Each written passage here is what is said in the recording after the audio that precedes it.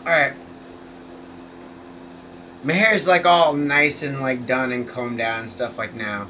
But long ago, I had a massive fro. Like this.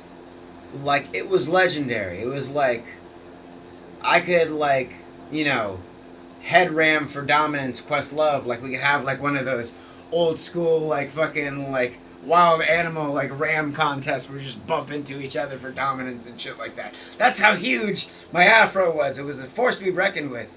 I could stand next to Erica Badu and we'd be like, "Hey, we're cousins." Like it was fucking that legendarily huge, and I'm not even exaggerating. It was ridiculous. Um, I think like everybody who has an afro has at least one story of where their afro almost got lit on fire.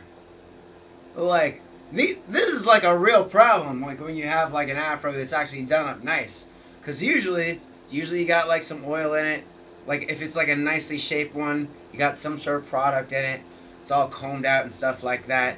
It's basically almost like fire Tyndall. Like if you honestly, if you had a huge afro and you're stuck in the woods, like you automatically have like fire starter equipment right here. Cut off a little bit of that, bam, that shit'll burn for a good like 45 minutes.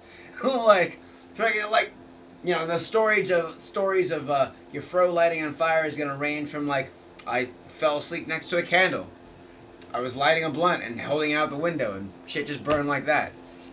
I was fucking, I don't know, I was at a fucking hibachi restaurant and the flames lit up and I was, ah!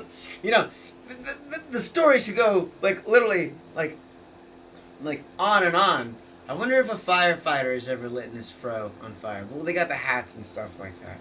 So, or the helmets, whatever. So that's pretty unlikely. But no, that's a definite thing to look out for, is the legacy of fros that have gone on fire and stuff like that.